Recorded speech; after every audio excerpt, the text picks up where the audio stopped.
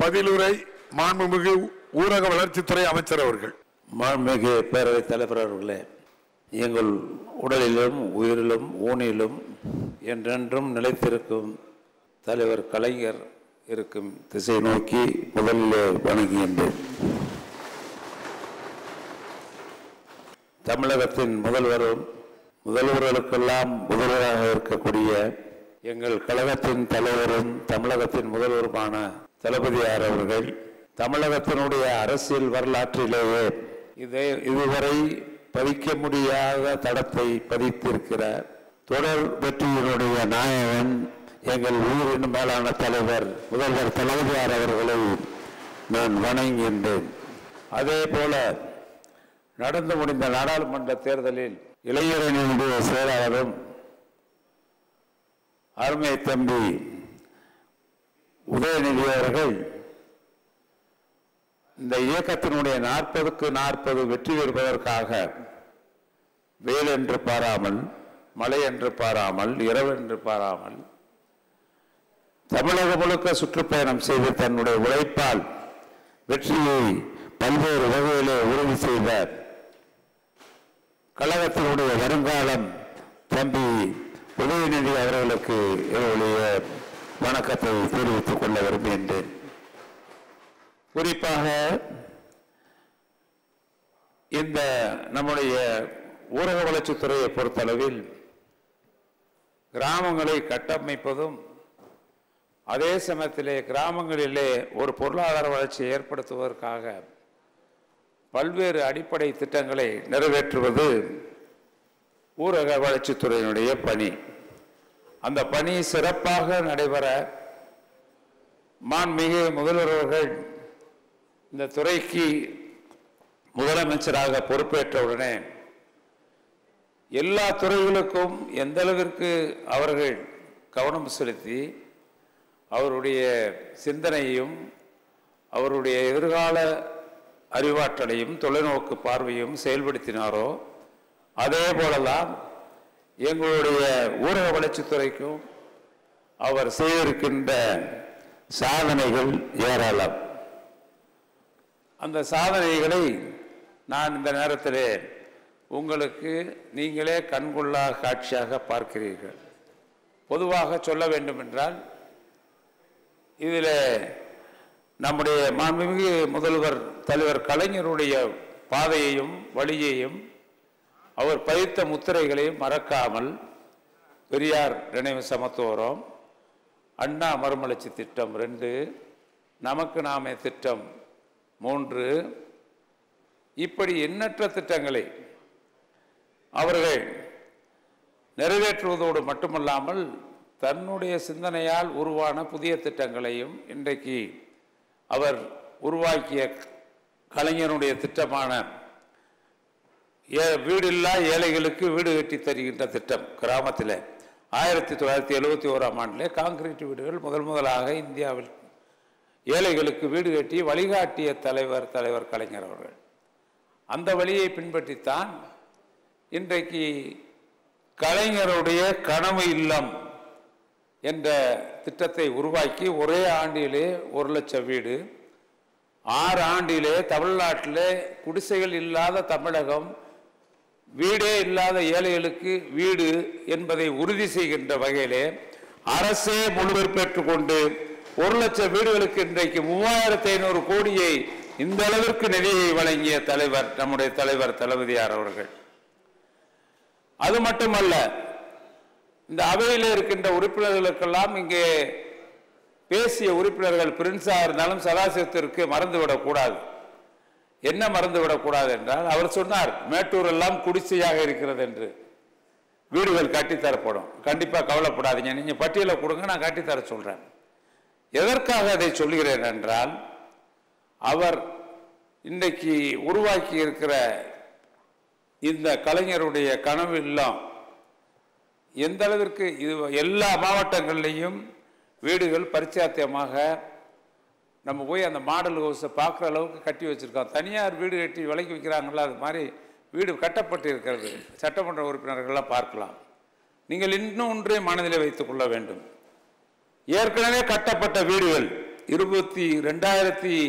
இன்னைக்கு 1 வரைக்கும் கட்டப்பட்ட வீடுகள் 96 2001 வரைக்கும் IAF இந்திரா ஆவாஸ் யோசனா என்று பேசினார்களே, அந்த வீடுகள் ஓட்டு வீடுகள் காங்கிரீட் வீடுகள் கட்டிய வீடுகள்லாம் பழுதடைந்த வீடுகளை பழுது நீக்குவதற்காக 10 ஆண்டு காலம் இதே அவையிலே சட்டமன்ற உறுப்பினர்கள் குரல் கொடுத்தார்கள். அதுக்கு சும்மா ஒரு 50,000 தர்ற அப்படின்னு கொஞ்சம் வீடு ஒதுக்குனாங்க, அது நடக்கலை. இல்லாட்டி சட்டமன்ற உறுப்பினர்களிலிருந்து நீங்கள்லாம் கொடுங்க, உங்களுக்கு 30 லட்சம், அதில் உங்கள் நிதி கொடுக்குற நிதியில் 30 லட்சத்தை கழிச்சுக்கிறணும், நீங்களே வீடு கொடுத்துக்கிறணும்னு சொன்னாங்க. நீங்கள் மறந்துருக்க முடியாது, உங்கள் நிதியிலேருந்து தான் கொடுக்கணும் அப்படின்னு கட்டாயப்படுத்துனாங்க. ஒரு குழந்தைகள் நல மையம் கட்டுறதுனாலும் சரி, வீடு ரிப்பேர் பண்ணுறதுனாலும் சரி, ஆதிராவிட மக்களுக்கு வீடு ரிப்பேர் பண்ணுறதுனாலும் அரசாங்க நிதி கொடுக்கல. ஆனால் கலைஞர் வழியிலே வந்தார் என்பதற்கு நான் சொல்வதற்கு காரணமே, அந்த வழியில் வந்ததால் தான் சாதாரண ஆதிராவிட மக்களுக்கு லட்சம் மக்களுக்கு வீடுகள் 100% கட்டித்தர வேண்டும் என்ற அந்த யுக்தியை, பழுது பார்க்கிற யுக்தியை 2000 கோடி ரூபாயில் 2.5 லட்சம் வீடுகள் பழுது பார்க்கப்படும் என்று அறிவித்தார்கள் நிதிநிலை அறிக்கையில். அதுதான் ரொம்ப முக்கியமான விஷயம். இப்போ நாங்கள்லாம் 30 லட்சம் கொடுக்கறதும் இல்லாமல் வீடுகளை பழுது பார்த்து கொடுத்தோம். பல பேர் பழுது பார்த்து கொடுத்துருப்பாங்க சட்டமன்ற உறுப்பினர்கள். ஆனால் இன்றைக்கு இந்த ஆண்டே 1.5 லட்சம் வீடுகள் பழுது பார்ப்பதற்கு எடுத்து பழுது நீக்கி கொடுக்கப்படும். இது பழுது நீக்கிறதுனா வெறும் 50,000 மட்டும் இல்லை, நீங்கள் பார்க்கணும் தொகையை.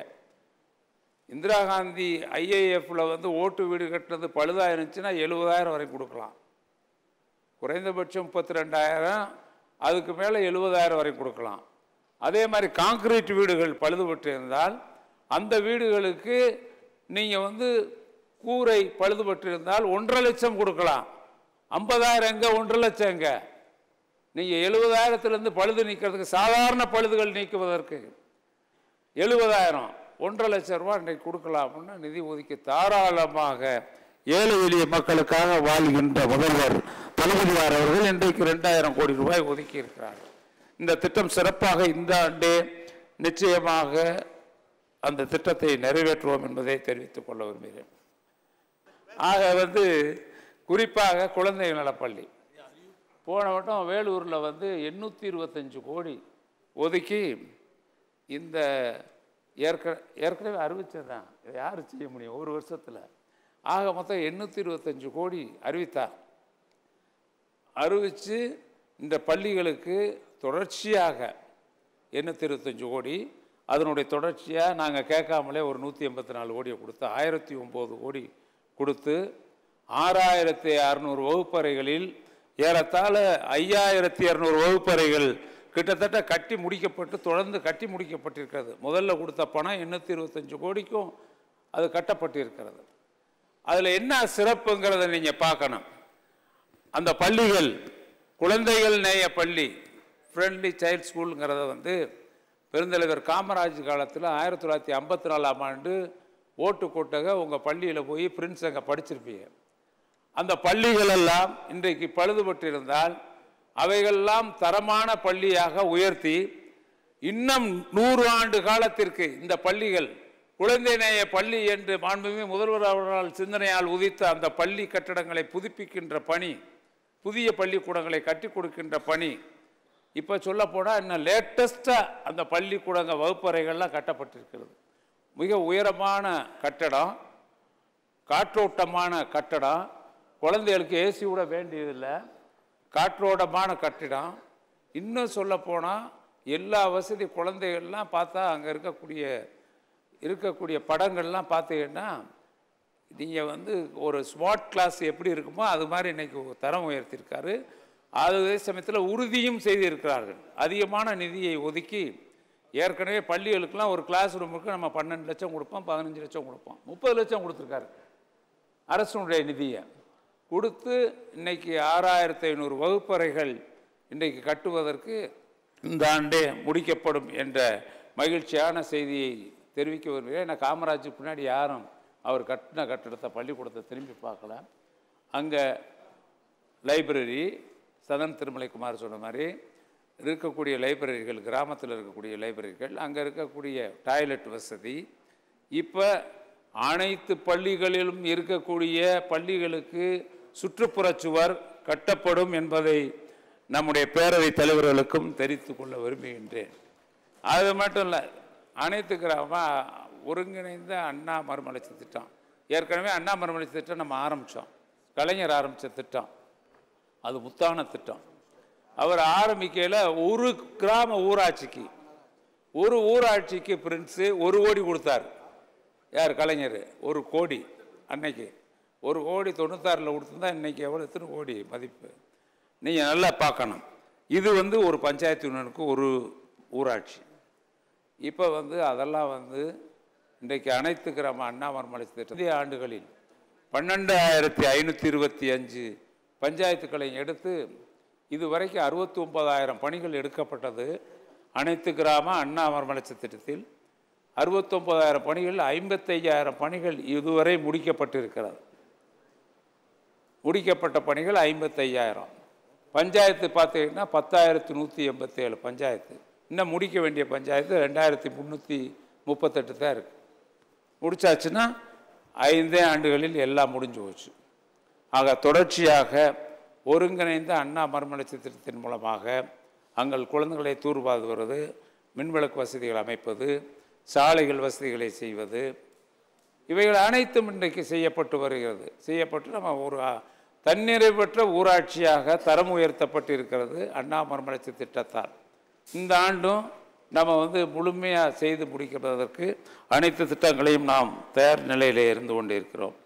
மாண்புமிகு முதலமைச்சர்களுடைய கிராம சாலை திட்டத்தான் உங்களுக்கு நன்றாக தெரியும். கடந்த ஆண்டு 10,000 கிலோமீட்டருக்கு 4,000 கோடி கொடுத்தாங்க. 8,200 கிலோமீட்டர் போடப்பட்டிருக்கிறது. அந்த சாலைகள் தமிழக அரசினுடைய பெயரை வானுயர உயர்த்தி பிடித்திருக்கிறது. இல்லையா என்பதை நீங்கள் மனச்சாட்சியை தொட்டு பார்க்க வேண்டும். இருக்கக்கூடிய நெடுஞ்சாலைத்துறைக்கு சமமான அளவிற்கு இன்றைக்கு அந்த தரம் உயர்த்தப்பட்டிருக்கிறது. சிமெண்ட் சாலைகள் முதலமைச்சர் கிராமப்புற சாலை திட்டம் என்றுதான் பெயர். அதற்கு முன்னால் அதற்கு இருந்த நிதி என்பது மிக குறைவு. இப்பொழுது 60 லட்சம் வரை கொடுத்து அந்தந்த பகுதியில் இருக்கின்ற அளவிற்கு அந்த சாலைகள் இன்றைக்கு தரம் உயர்த்தப்பட்டிருக்கிறது. 10,000 8,200 கிலோமீட்டர் முடிச்சு இந்த ஆண்டிற்கு 1000 கோடி 2,000 கிலோமீட்டர் போடப்படும். இன்னும் வரும், நாங்கள் கேட்காமலே வரோம். அதை நான் நம்புகிறேன். நிச்சயமாக நம்முடைய மாண்பு முதல்வர் அவர்கள் நாங்கள் கேட்காமலே இதையெல்லாம் வழங்கி கொண்டிருக்கிறார்கள். மொத்த தமிழ்நாட்டில் கடந்த ஆண்டு இந்த ஆட்சி வந்த பொழுது 1,48,000 கிலோமீட்டர் சாலைகள் இருந்துச்சுங்க. 1,48,000 கிலோமீட்டர் சாலையில் இப்போ 10,000 கிலோமீட்டர் நிறைவேறுகிறது. இந்த ஆண்டு 2,000 கிலோமீட்டர் 12,000 கிலோமீட்டர் ஆச்சு. இதுபோக பிரதம மந்திரி சாலை திட்டத்தில் 1945 கோடியில் கிட்டத்தட்ட 2,700 கிலோமீட்டருக்கு இந்த ஆண்டு இப்பொழுது ஒப்பந்தம் கோரப்பட்டு அந்த பணிகளும் நடைபெற இருக்கிறது. ஆக தொடர்ச்சியாக கிராமப்புற சாலைகள் தமிழ்நாட்டில் நீங்கள் பார்த்தீங்கன்னா ஒரு விஷயம், நம்ம 1,38,000 கிலோமீட்டர் என்பது மொத்த தமிழகத்தில் உள்ள சாலைகளின் நீளத்தை நீங்கள் அளந்தால் அதில் 65% கிராமப்புறத்தில் இருக்கின்ற சாலைகள் என்பதை நான் இங்கே பதிவு செய்ய விரும்புகின்றேன். பெரியார் நினைவு சமத்துவம் யாரும் மறக்க முடியாது. முதலாண்டு வந்தவுடனே தலைவர் கலைஞருடைய நினைவாக அவர் ரொம்ப விரும்பி ரசித்து எல்லாம் அங்கே இருக்கக்கூடிய அமைச்சர்களுக்கெல்லாம் தெரியும். 10 ஏக்கர் நிலத்தில் எல்லா வசதியும் அங்கே உருவாக்குனாங்க. பெரியார் நினைவு சமத்துவம் கலைஞர் அவர்கள் உருவாக்கினார்கள். அந்த சமத்துவத்தை பின்னால் வந்த ஆட்சியாளர்கள் போட்டு விட்டார்கள். உடனே வந்த உடனே 149 சமத்துவத்தை எடுத்து முதலாக கிட்டத்தட்ட 190 கோடி அளவுக்கு செலவழித்து அதுக்கு பின்னாடி 88 சமத்துவத்தை எடுத்து அந்த 88 சமத்துவத்திற்கும் 260 கோடி ரூபா மொத்தம் கிட்டத்தட்ட 238 சமத்துவத்திற்கு 260 கோடி ரூபாயை நிதி ஒதுக்கீடு செய்து பழுதடைந்த வீடுகள்லாம் புது வீடுகளாகவே முழுமையாக கட்டி கொடுக்கப்பட்டிருக்கிறது. நீங்கள் பார்க்கலாம். எல்லா பகுதியில் இருக்கக்கூடிய வீடுகளை பார்க்கின்ற பொழுது சிறிது பழுதுபட்டிருந்தாலும் அந்த வீடுகள் புது வீடுகளாக உருவாக்கப்பட்டிருக்கிறது. சமத்துவம் புதுப்பிக்கப்பட்டது அல்ல. இன்னும் 25 வருஷம் 30 வருஷத்துக்கு சமத்துவம் இருக்கும். ஆக அந்த அளவிற்கு இன்றைக்கு சமத்துவங்கள் அவருடைய பெயரை சொல்லிக் கொண்டிருக்கிறது. இதனுடைய தொடர்ச்சியாக நம்முடைய சமத்துவம் இந்த ஆண்டு 24-25க்கு கடலூர், அதுக்கடுத்து மயிலாடுதுறை, அதுக்கடுத்து புதுக்கோட்டை, அதுக்கடுத்து ராமநாதபுரம், அதுக்கடுத்து விருதுநகர், திருச்சி, திருவண்ணாமலை, திண்டுக்கல் ஆகிய 8 சமத்துவங்கள் அமைக்கப்படும் என்பதை நான் தெரிவித்துக் கொள்ள விரும்புகின்றேன். இப்போ நம்ம ஆட்சி பொறுப்பேற்றதற்கு பின்னால் நம்முடைய முதலமைச்சர் அவர்கள் கிட்டத்தட்ட 3.25 லட்சம் வீடு முடிச்சிட்டோம். நம்ம முடிச்சிருக்க வீடுகள் 3.25 லட்சம். அதுக்கு முன்னாடி 5 ஆண்டு காலத்தில் கட்டப்பட்ட வீடுகள் 2016லேருந்து 21 வரை கட்டப்பட்ட வீடுகள் அது 2,82,000 வீடு தான் கட்டினாங்க. நம்ம வந்த உடனே இப்போ 3 வருஷத்தில் 3 லட்சம் முடிச்சிருக்கோம், 3.25 லட்சம் முடிச்சிருக்கோம்.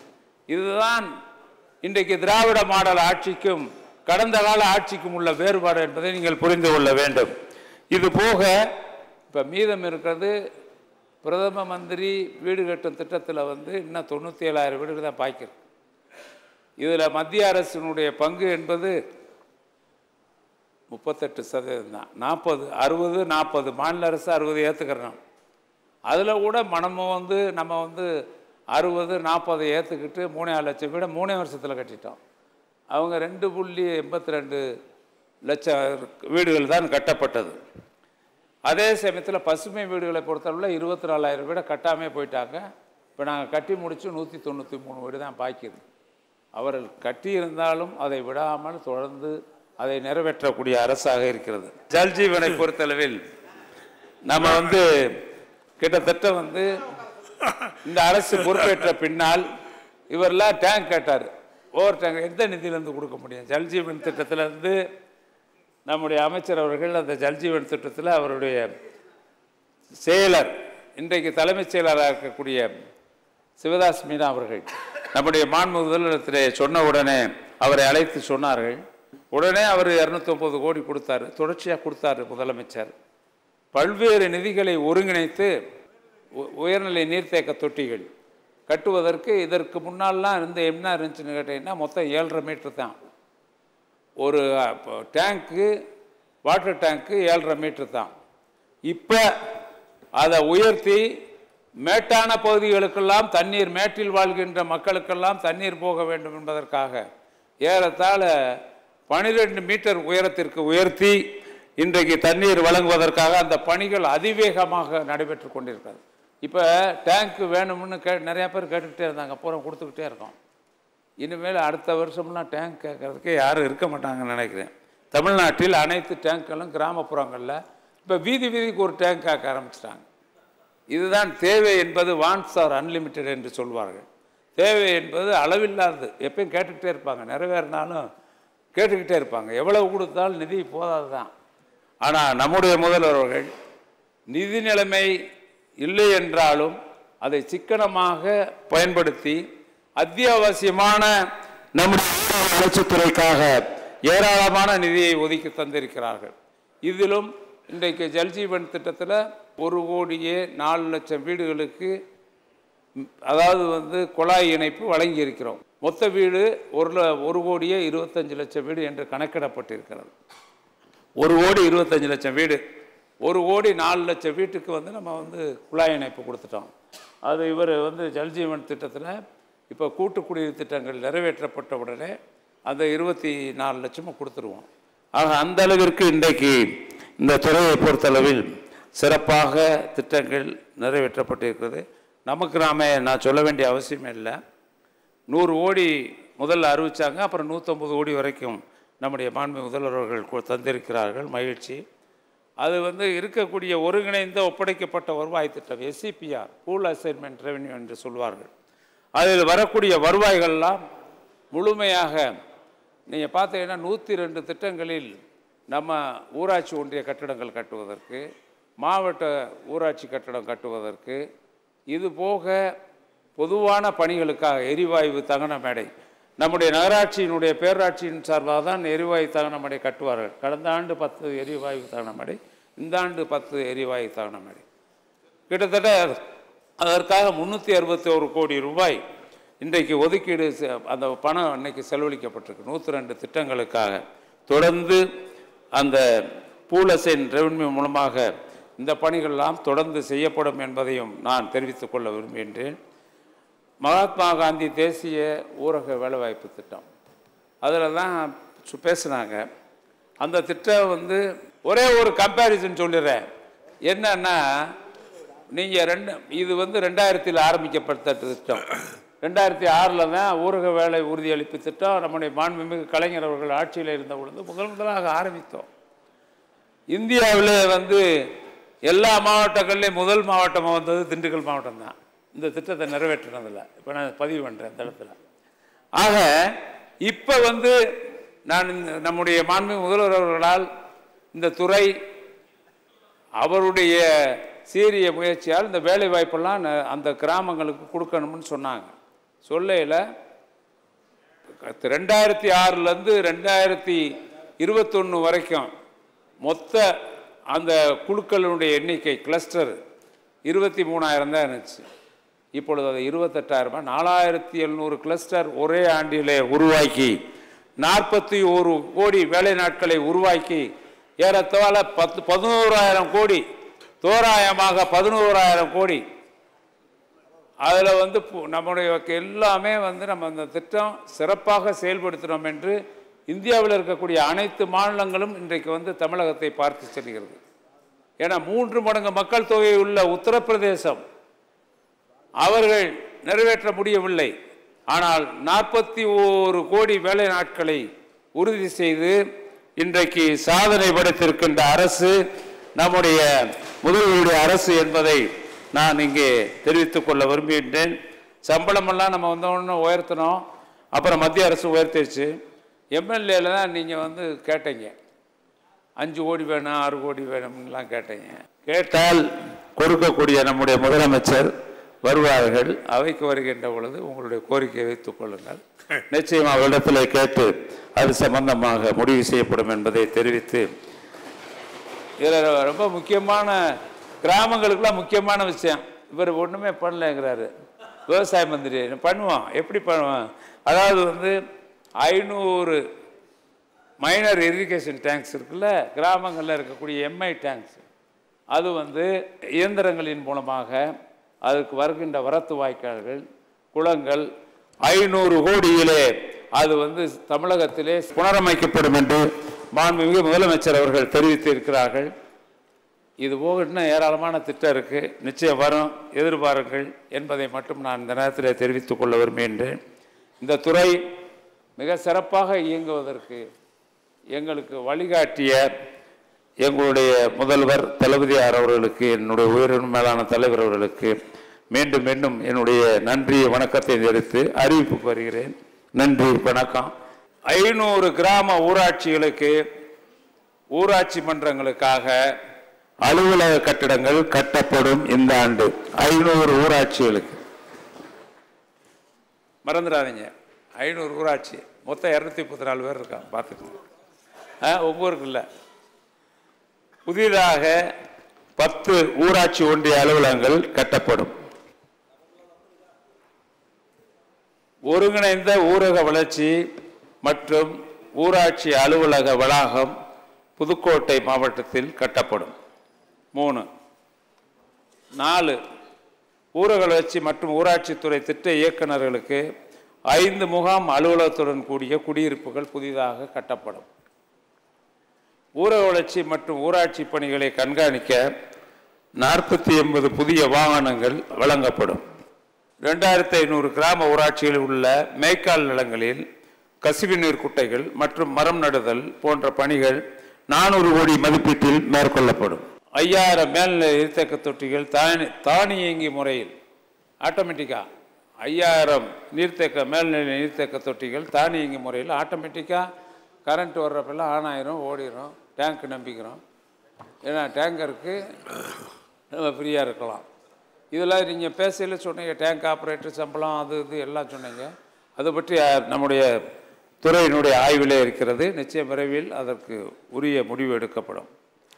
அது இதில் வராது, நான் தனிப்பட்ட முறையில் சொல்கிறேன். ஊரகப் பகுதிகளில் 10 எரிவாயு தகன மேடைகள் கட்டப்படும். 9 10 மலக்கழிவு சுத்திகரிப்பு நிலையங்கள் அமைக்கப்படும். இது ரொம்ப முக்கியமானது, எல்லாரும் கேட்குறாங்க.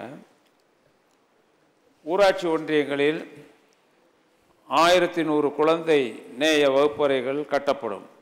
ஊராட்சி ஒன்றிய பள்ளிகளில் ஏற்கனவே பேசிட்டேன், இன்னும் கட்டுறதுன்னு ஆரம்பிச்சிருக்கோம். ஊராட்சி ஒன்றிய பள்ளிகளில் ரூபாய் 60 கோடி செலவில் பழுது பார்க்கப்படும். நீங்கள் கேட்டீங்க, ஏற்கனவே அவர் கேட்டார், பழுது நீக்கணும்னு கேட்டிருக்கேன். பழுது பார்த்தல் மற்றும் புனரமைத்தல் பணிகள் மேற்கொள்ளப்படும். அதுக்காக 60 கோடி ஒதுக்கிறோம். ஊரக பகுதிகளில் 500 அரசு பள்ளிகளில் 100 கோடியில் சுற்றுச்சுவர் கட்டப்படும். ஊரக பகுதிகளில் 500 சிறுபாலங்கள் மொத்தம் 140 கோடி செலவில் கட்டப்படும். சிறு பாலங்கள்லாம் கட்டுறோம், மைனர் பிரிட்ஜஸ். ஊரக பகுதிகளில் முழு நேரம் இயங்கும் 500 நியாய விலைக் கடைகள் ரூபாய் 60 கோடி மதிப்பீட்டில் கட்டப்படும். 60 கோடியில் நம்ம 500 நியாய விலைக் கடை கட்டுறோம். நீங்கள் முதல் எம்எல்ஏ ஃபண்டில் தான் கட்டணும், இப்போ நாங்கள் கட்டித்தரோம் 500 எங்கள் துறையின் மூலம்.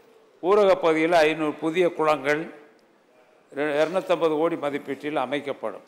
குளங்கள் அமைக்கிறதுக்கு 250 ஊரக பகுதியில்.